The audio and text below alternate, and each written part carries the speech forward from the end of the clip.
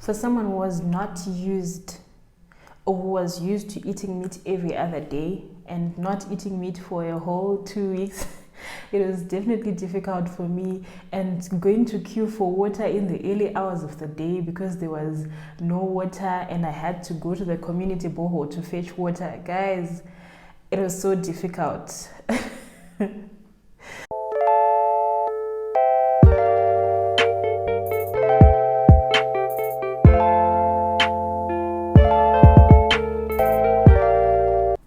Hey guys, and welcome back to my channel. If you're a returning subscriber, thank you for coming back. If you're new here, then welcome. I hope you subscribe. My name is Samantha and I talk about skincare, makeup, lifestyle, and anything that I think about talking about. So as you can tell from the title, today it's going to be a story time, but then I'm going to be doing my makeup at the same time, so I killed two birds with one stone.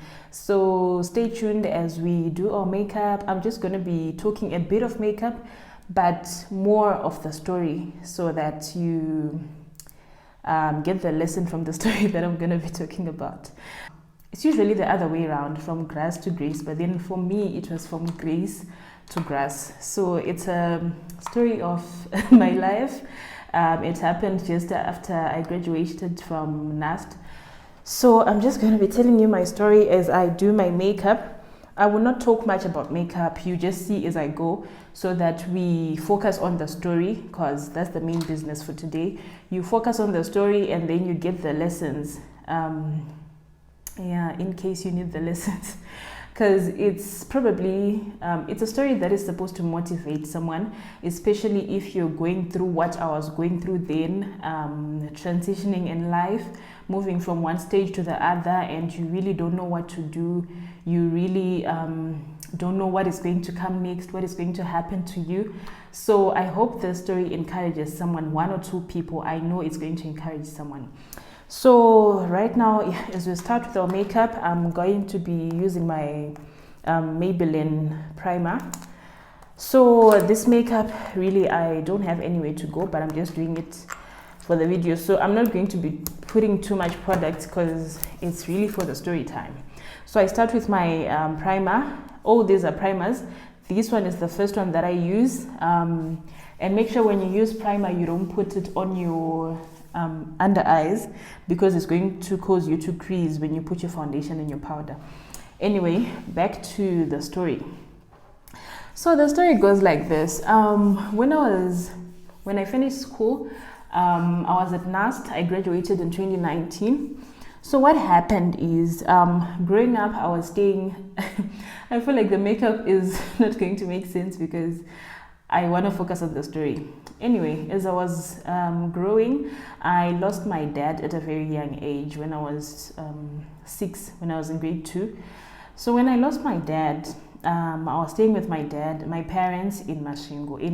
If you know Masvingo province, we were staying in Bikita. There were teachers down there. So when I lost my dad, my aunt and my uncle, who were staying in Harare, my aunt is my mom's sister, decided to take care of us. So they took us in, me and my brother, when I was 6. So we started staying in Grwm in Harare. If you know Harare, Grwm is one of the affluent suburbs. I'm not going to give an example here in South Africa because I don't really know, but then it's an affluent suburb. It's one of the, what do I call, the nice suburbs, the low density suburbs, right? So I grew up there. I was staying there literally since I was in grade 2 until around attachment. So I wasn't staying there. After attachment, okay, during my attachment, I went to Namibia for attachment. So I was in Zim, basically. So when I came back, I went to stay with my brother because his wife was having a baby, so I wanted to help them out. So I was staying with my brother. So I didn't go back to Grwm. But in a nutshell, as I grew up in Grwm, life was not difficult. It's not a high density suburb. There was nothing like sweeping outside of the gate early in the morning, going to the borehole. those things that are done like in the other side of town, there was nothing like that. I never used to do anything like cleaning. I didn't clean. There was always a helper. I never was one person to wake up and clean. I'll just wake up and bath. I didn't even wash my uniforms. Literally, I didn't even clean my room. I don't remember doing those things. I actually started doing chores when I went to high school because I went to a boarding school, and I think that actually helped me, because if I had not gone to boarding school, probably I would be a lazy, I don't know, cheese girl, whatever. So, yeah, this is literally how I grew up. My life was not difficult. My life was just okay. I didn't suffer. Bottom line, I didn't suffer. When I was in part 4, everything was fine. My brother then had finished school before me, so he was not working. I had money. I always had money. I was doing makeup as well. I had started doing makeup for weddings and stuff. I would actually go home by the weekends because I had makeup clients, you get it. So I had money all the time. I didn't struggle. I didn't struggle at NAST. I was at NAST. I wasn't struggling. So, right. Fast forward, I then graduated. So when I graduated, right, I told you I was staying with my mom, like before my dad passed. My mom was in Bikita, and when I graduated, my mom was still there, right? So I said, let me do what? I'm now putting my foundation. I didn't put too much primer because this makeup is just for the video, like I said. So for foundation, you will need a blender that is soft like this, and then you make it damp so that it applies your foundation properly. Right, so when I graduated, I decided I wanted to stay alone, right? I don't want to go back to Glenlyon, mainly because I felt I was grown enough. I felt I could take care of myself, and I just wanted to be independent, you know. I just didn't want to bother anyone. Not that I was bothering them, but I just wanted to, you know, explore. I felt like staying alone was going to make me grow, you know, stuff like that. So I decided to stay alone. But then I didn't really have a plan as to how I was going to live, where I was going to get money for rent, for food, everything like that. So when I finished school, I think that was around June, as we waited for graduation, I said, let me go to my mom's place in Bikita. I went there. I think I stayed for 2 months. Yeah. So I just needed this time to strategize on how I was going to enter the city, because I was planning to go to Harare and start my life alone as an adult, right? So yeah, I went to my mom's place. I started staying there. The whole time I was thinking, what am I going to be doing in Harare? Where am I going to be getting money for rent? So yeah, I knew I had a skill. I was a makeup artist, but then I didn't have much clients because I was still in school, and school was in Bulawayo. I was now going back to Harare, right? So I stayed for those 2 months. Then I decided now I need to go to town. So I then talked to a relative of mine. So this relative of mine was staying in Glenora in Harare.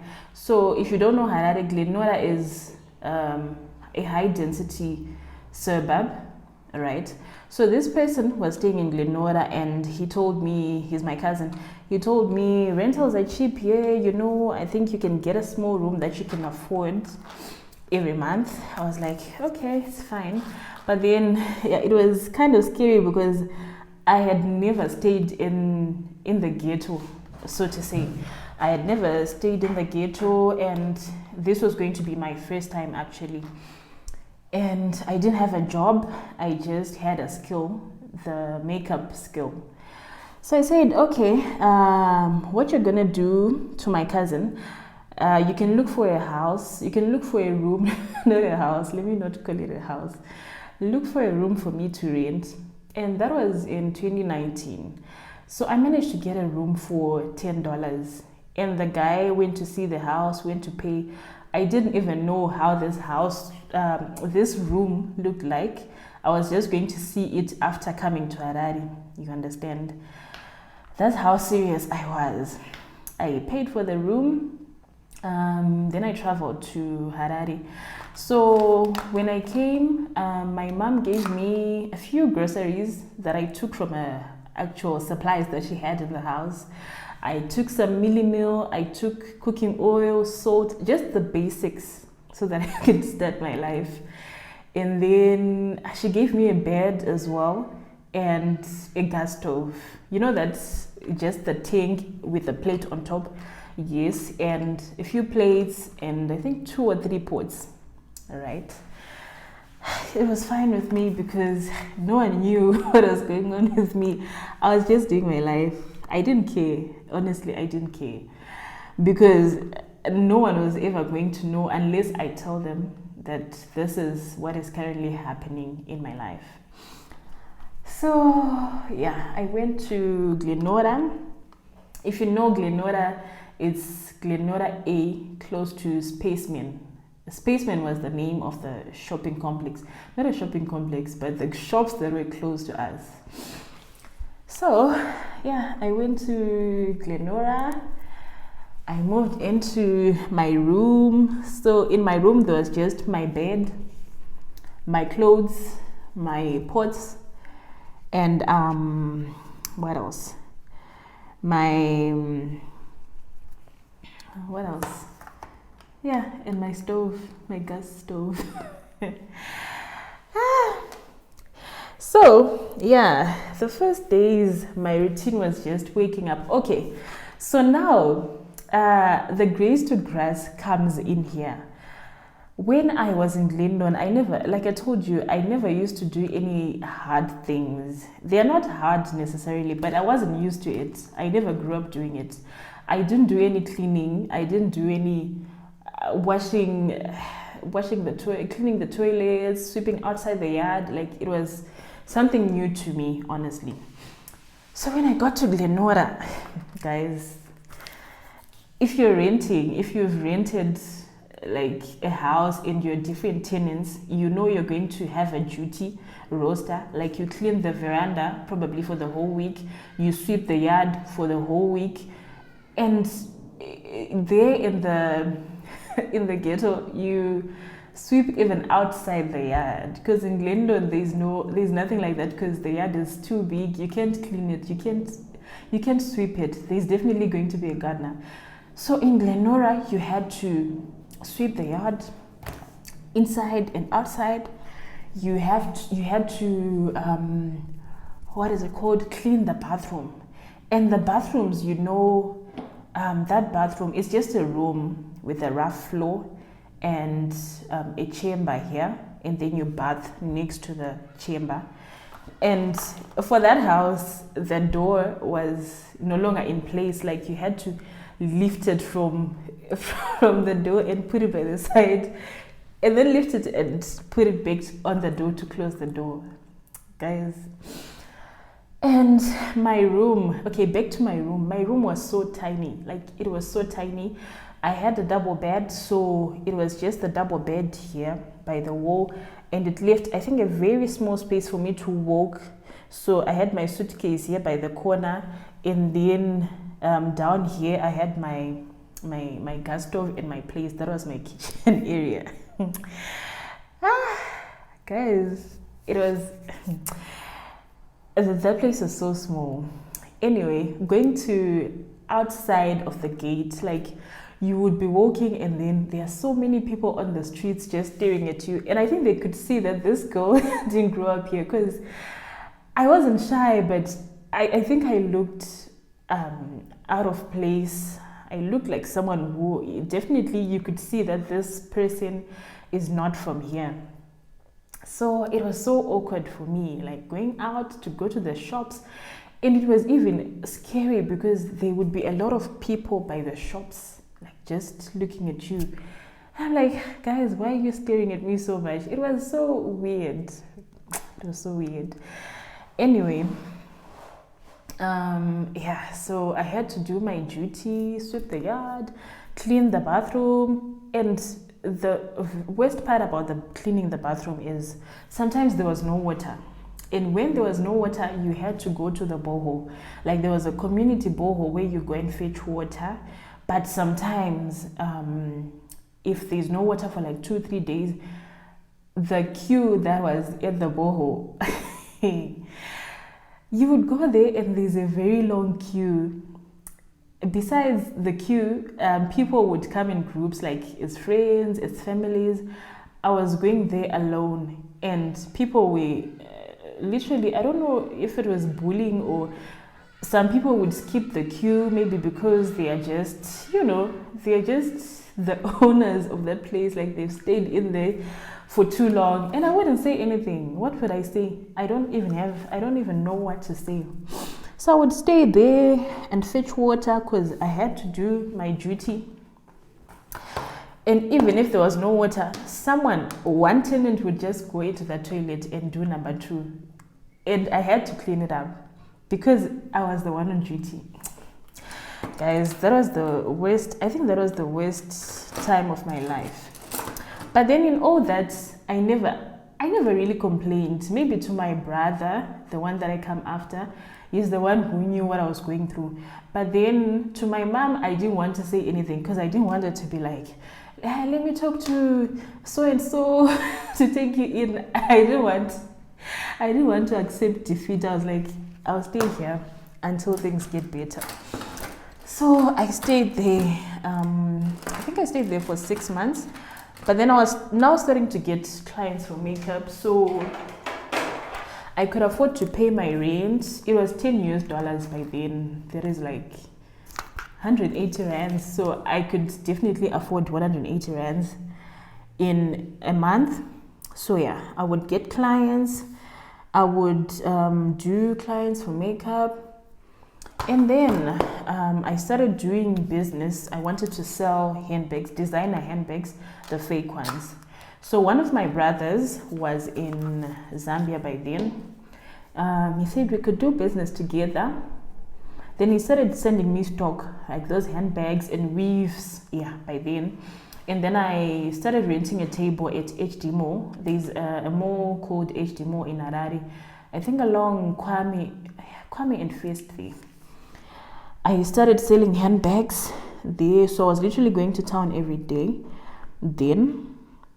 But then the business didn't move until we decided, I think we just need to leave this. But in all this, guys, I was always content, I was happy, but I knew I didn't want to stay there for long. And I was definitely praying. The way I was praying, the way I was prayerful those days, I'm still prayerful, but I think I always had a culture of prayer.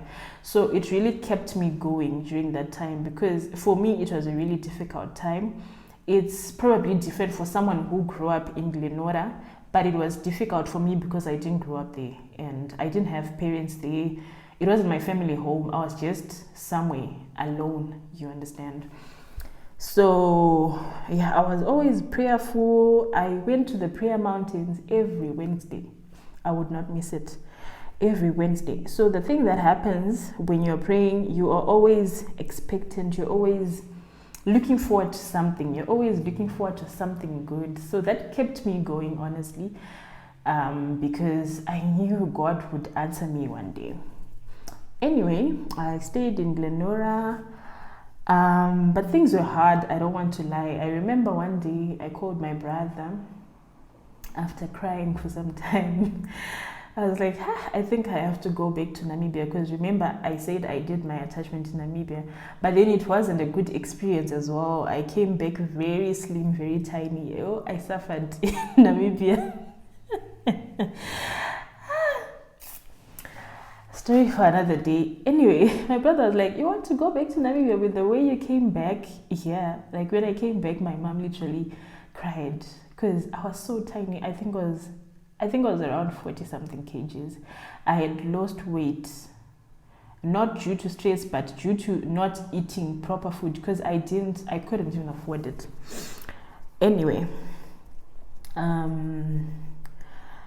so where was I? So yeah, I was telling my brother, I think I'd rather go back to Namibia, because here in Zim, I don't think there's anything for me, like things are not working. But then I would just cry maybe for some time and then pick myself up and continue with life. So yeah, I think I stayed for, I think I started staying there in what? In August. Then around November, I got a job.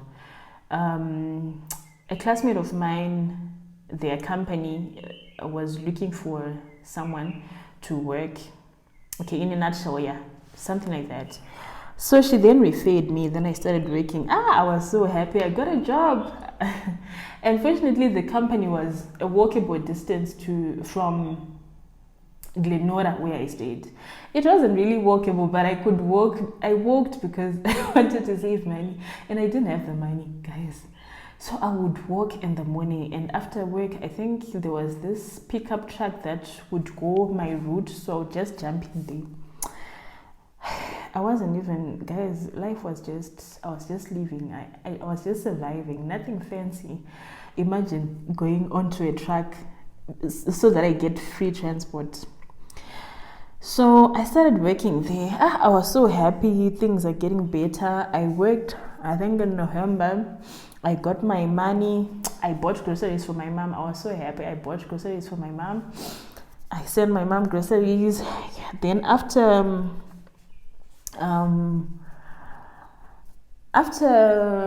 November, that was the first month, I got my money. Come December, that guy decides not to pay me. I think he didn't pay us. Okay, I was the only quantity surveyor there, and the others were just builders and the foreman. The guy didn't pay us. I don't know why. Maybe he wasn't paid by the client or what.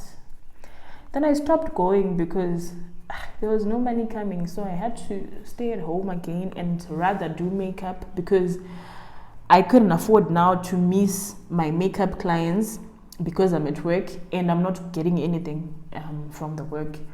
So I had to leave work. So yeah, I'm done with my foundation and highlighting. I hope you can follow through. Now I'm gonna put blush.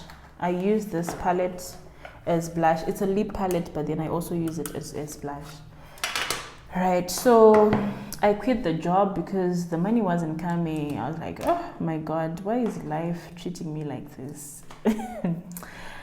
But yeah, I kept praying. I hoped things would get better. By that time, I don't think any of my friends knew what was going on with me. I was just, yeah, I'm okay. I'm staying in Glenora, but I never really explained to anyone how I was feeling, what I was going through. I never did. Only to my brother. He's the one who knew, this girl is suffering. But I wasn't going to quit. I didn't want to go to someone's house and say, I'm here, please help. I didn't want. I just wanted my glory to be to God. I didn't want anyone to take glory when I finally make it, or when I finally move out of the dungeon that I was in. So yeah, I stayed there. I started doing makeup again. And you know, the advantage of Glenora as a ghetto, I had makeup clients sometimes on Saturdays for weddings. So they would want their makeup to be done very early, around 5 a.m. You had to be at the client's place. And the good thing about Glenora, it's a very busy area. Like around 3 a.m., combis are moving, taxis are moving to town, to Mbari, because people are buying stuff for their markets and stuff. So I would definitely get transport around 3 a.m. to go to town and then connect to the client's place, or the client would pick me in town. That was also one reason I had to stay in Glenora than going back to Glenlyon, because I knew in Glenlyon I wouldn't get transport around that time. You had to have your own car. So I started doing makeup again, but it was It was actually getting better. Then around March, I was called for an interview at this other company. It's one of Zimbabwe's biggest construction companies. So I went for an interview. I was happy. I was praying. Yeah, the interview went well. But then they didn't respond. So I had to carry on with my normal life of makeup, selling anything I can sell. You know. I forgot to tell you guys about my diet. When I was in Glenora, I didn't have a fridge, remember. I didn't have a fridge, so I couldn't buy meat. Besides not having a fridge, I didn't have the money to buy the meat.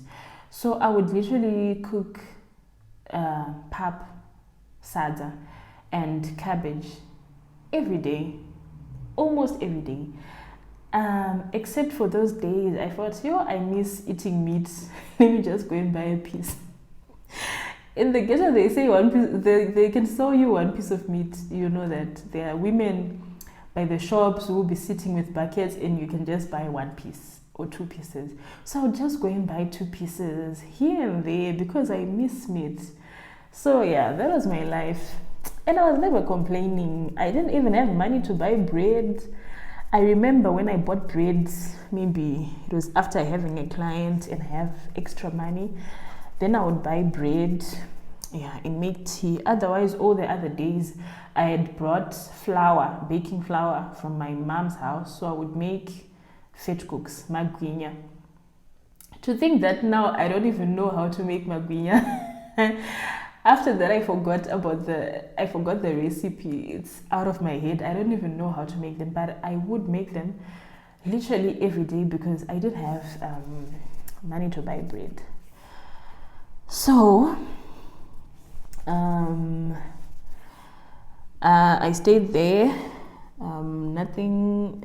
So I was not eating anything fancy. It was just a thing of not sleeping hungry. I just had to feed my body. And at that time, I think I was definitely single because I don't remember any man trying to help me. I was definitely single then. I didn't have money. I didn't have anyone to help me. Guys, if I think deep about it, I'll start crying. But then it's something that is in the past. So now I think around March, April, May, I had started getting clients for makeup, so my life was a bit better now. And I think around there I now had a fridge, so I could buy meat and stock my meat and also eat meat every day like every other person, or like I used to do in the past, before I made this decision to stay alone. So then I decided to move. From Glenora. It was no longer serving me. I was like, I think I have a bit of money. Let me go and find a decent place to stay, because this room was also now too small. I couldn't buy anything else. Even if I wanted to buy, it couldn't fit in my room. So I had to move out. I forgot to tell you that. So my landlady had two kids, two girls. The other one was, I think, a teenager, and the other one was around 8 years old. So you know the thing of, I was always in my room because I didn't have anything to do outside of my room or anywhere to go. The other tenants would sit outside and chat for hours, but I couldn't fit in because it was not my thing. So I would stay inside that room, and it would be hot in that room because it was summer and it was always very hot, and it was small, and I was cooking in there, and I didn't want to open the door because my door was like everyone would be passing. So I didn't want association. I was just doing me. So this small girl, I think she was around 8. So her friends used to come and play. I don't know what they were playing outside there. This is the day I'm chilling in my room on my phone. Then I could feel there's someone looking at me. Then I turn my head to the window. this girl and the friends are like very close to the window, peeping inside. I was like, what the hell? What are these kids doing? It was so weird. The things that happened there, guys, it's probably normal, but then for me it was so weird. Anyway, yeah, like I was saying, I wanted to move out because I thought I had a little bit of money. I then moved out. I went to stay in Meborine. One of my friends was staying in Meborine, so she helped me to look for a place to stay in Meborine. So yeah, then I moved. When I moved to Meborine, then COVID started. The things. Then COVID started. Now people are not doing makeup. I couldn't go to town as often to do deliveries because I would buy things like downtown and then sell to people who are lazy to go downtown. So I couldn't do my usual stuff. But then I think I started doing online makeup lessons and I would get money from there. Yeah, but now things were not so hard. I think by this time I now had a boyfriend who was helping me with rent. Yeah, I think, yeah, that's around the time. So, and then remember that interview that I went to. Okay, so I'm using this powder. It's a powder palette. I'm just using this color to set my under eyes. So remember that interview that I went to, I think around March. They then responded in June, I think. So I had to start working in July. I think that was literally, it was a graduate traineeship program, but I think that is when my life actually changed, like to see a significant difference, because I was now getting a salary every month. I could afford to pay my rent. I could afford to buy myself clothes. When I was in Glenora, I couldn't even buy new clothes. I was just wearing the ones that I had. Yeah, so I got a job. I was so happy. I started going to work in July. In July, I didn't stay long in Meborine because of some issues with the house. Then I moved to, yeah, I was always moving. I moved to Wesley. Now in Wesley, I was renting a small cottage. Things were better. I would afford to have a separate kitchen. In Glenora, it was everything in one room. I forgot to tell you guys, in Glenora, sometimes I would eat rice and eggs. Do you know those eggs that you scramble? And I don't know their name, but you scramble and then you put tomatoes, or you put tomatoes first and then you just put them inside. That was like a special meal for me because there was no meat. So I would buy like 6 eggs. Yeah, it was, I think, $1 for 6 eggs. I couldn't even buy a crate. Guys. Life was lifing. Anyway, I started working and my life literally changed. I could afford most things because I had a consistent salary and I still was doing makeup and I had clients almost every weekend. So yeah, it was still during COVID, but I think people were having small gatherings, small weddings. So yeah, it was better for us makeup artists. We would get something at least. Okay, I'm gonna do my brows now. I use this gel liner and a small brush. Where is the brush? But then the reason I'm telling you this story, I'm not just saying it so that I explain to you how I suffered, but I think it really made me strong and I learned so much to depend on God. And like I said, I didn't want my story to be, the glory to be accredited to anyone else except for God. That's why I didn't want to give up and go back to Glenlone or go to someone's house and say, oh, I suffered, guys, please help. I didn't want that. And eventually, ultimately, things got better, and things kept getting better and better. English. Things got better and better. When I started working, I had clients. I remember that's when I actually bought my first iPhone. It was an iPhone X. Yeah. I thought I was now doing the things. I could buy clothes. I could send money to my mom. I could do my hair, my nails. Yeah, things were so much better, guys. I don't want to lie. And I still really kept on praying. So honestly, in all this, someone might say, so what's really it about staying in Glenora? Because you probably grew up there. But for me, it was a different experience because I wasn't used to it. I didn't grow up there, and I didn't have parents. Like, you probably stayed there with your family, but I was staying there alone. I didn't have anyone to help me. Okay, I probably had people to help me, but I didn't want the help.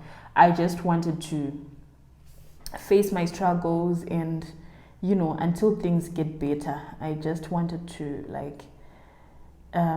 keep it down and keep praying. And because of that, I have learned to just be content in your situation. Of course, being content doesn't mean that you don't strive for better. You definitely have to strive for better, but then being content with what you have is just accepting that whatever situation you are, it's going to pass. Now, if you try to look for other means that are probably easier or faster, imagine for me in those days, people were buying iPhones, people were staying in nice apartments in town. I was staying in Linlon. People had blazers. There's nothing wrong with blazers, but then for me, it just wasn't my thing because, I wanted to just do my life. People had blazers. People used so many other means to get jobs, even to get money. But now thinking of it, after maybe 5 years, you got a job maybe because you had to date one other old man. Is it still worth it? I just learned to be content in whatever situation and trust in God that whatever you're passing through is going to be over. It's not for a lifetime, especially if you are praying about it. Well, if you don't pray about it, it will probably remain the same. Nothing will change. But for me, I was always prayerful. I would never miss church. I would never miss the prayers at the prayer mountain every Wednesday. I would go there and pray for a job, pray for what I want. I would literally just pray. And my brother also helped me. He would pray for me. He would encourage me. So it's important, when you're going through stuff, it's important to have someone, maybe one person you trust, you can actually share your problems with. Because I believe when you have problems, it's a few people that really care, that really actually care. Probably your siblings or your best friend, if you have a best friend who is nice like that. So you would rather just share with those few people or that one person is going to give you sound advice, is going to help you pray. Because now if you share with other people who are probably making it through other means, they're going to advise you into doing, or influence you rather. I don't know if it's proper to say influence if adults are influenced, but then they're probably going to advise you into doing things that are not ethical or that are not really worth it in the long run. So if you have people close to you that can actually be guiding you and supporting you in your difficult times, then things are gonna be okay. But yeah, the lesson from this story is to just endure whatever you're going through, guys. It will be fine. I went from Grace to Grass, but then I came back to Grace. Nyana. I haven't really made it, but then I'm no longer in that I'm no longer in that small room that I was living in. Like now I can afford to live in a house. But someone would say, so why is this girl talking about this? What's so special now? Does she feel like she's made it? Yeah, at this point I have made it because I'm comparing myself with where I'm coming from, not with other people, because I definitely can't compare with other people. Someone has never suffered. Someone grew up in a rich family. They never had to move out like I did to rent in Lenora or in the ghetto or wherever, because they always had their parents, and their parents were connected. They got jobs soon after school and they were given cars. Imagine. But for me, it was a whole different experience. I had to work hard for me to buy my first iPhone. Some of you got it when you graduated. Your parents bought you iPhones. Lucky you. But then for some of us, we had to really work hard for it. So yeah, that was really it about my life after varsity. But yeah, things definitely got better, and they kept getting better. And by that time, funny thing is, my husband never knew about my struggles because he was my friend. By then we were not dating, he was just a friend of mine. He never knew about all this that was happening to me. And I never told him. Like I said, I didn't tell people. I didn't want people to feel sorry for me, and then people are like, just go back home. I didn't want that. So now he laughs when I tell him, like, I've had rice and eggs as a very special meal. It was actually special to my heart. I remember a friend of mine who once visited in Glenora. I made rice and eggs for them. But now, for me to cook rice and eggs, the guy is complaining. I'm like, you're complaining? Rice and eggs? This was like my Sunday meal, my special meal after church. I would spoil myself with this. So yeah, when I think about it now, it's a story that I laugh about and explain and motivate people with it. But at that moment, it was not funny. I was always crying in my room.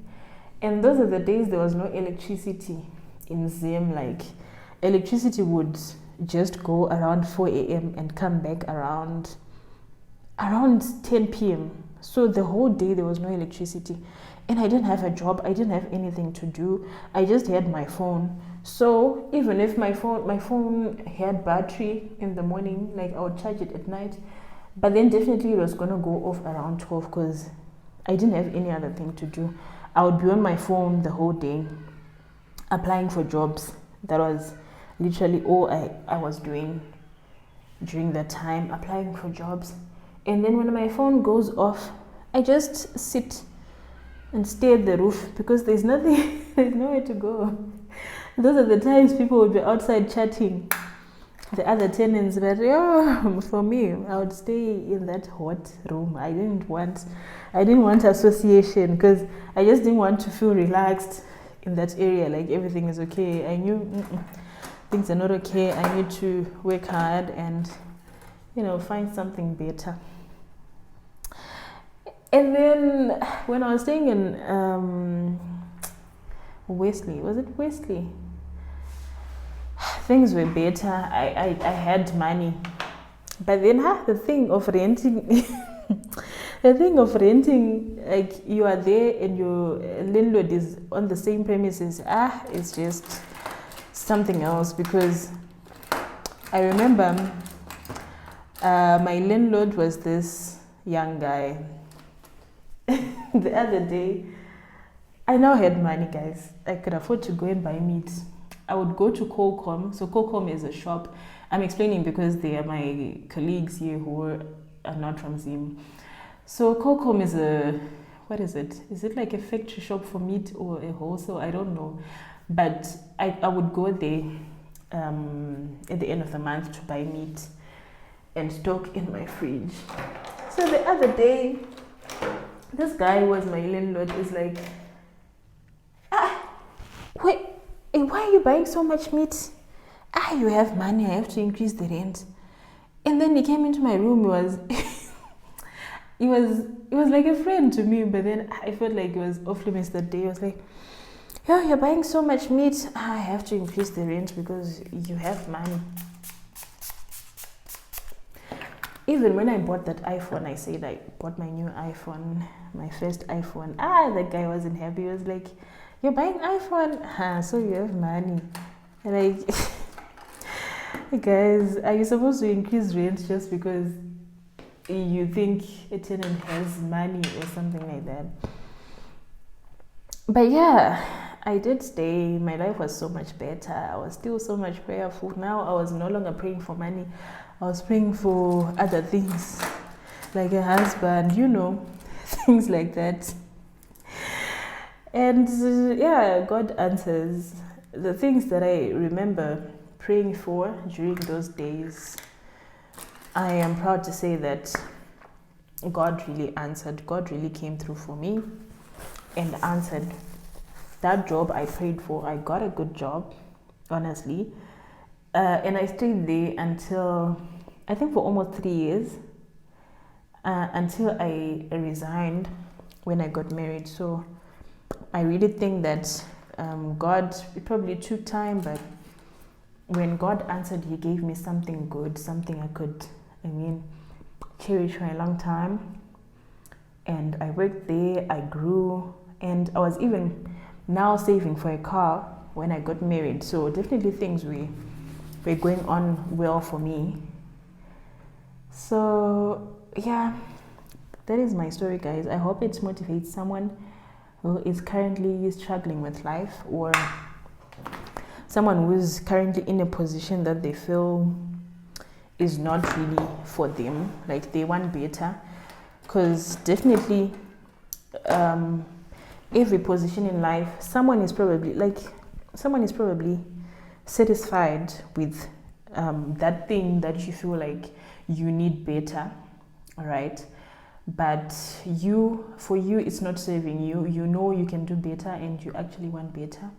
So this is just a motivation that whatever you want, whatever you're striving for, it's going to happen if you keep praying for it, if you keep believing and being expectant. After you pray, be expectant. It's going to help you to be happy, because if you're not expectant, you're going to be worried most of the time, like, am I going to be able to do this? But now if you're expectant, like me, now if I pray for something, I'm expectant, I'm looking forward to it. I even make preparations for it even before it happens. Like, if I want a job in an office, I start buying formal clothing because I'm now expectant. And it usually works out for me. I don't know if it's maybe because I'm expectant or it's just God, I don't know. But yeah, that is my story, guys. So I hope it motivated someone. Let me not keep you guys here. I'm gonna finish my makeup off camera and come back with the final look. Thank you so much for joining, and I have a lot of stories to motivate someone that have happened in my life, so I will keep coming back with more. So see you when I am done with my makeup. I think I'm just gonna put lashes if I find them, because these ones here are too long. I'm just gonna put mascara and lip gloss. So guys, this is the final look. I didn't put lashes because, like I said, I'm doing this makeup for the video, so there's no need for me to put lashes. But yeah, I hope you enjoyed. Please comment and tell me if you want to hear more stories from me, or if we should just stick to business, makeup and other things. Okay, bye.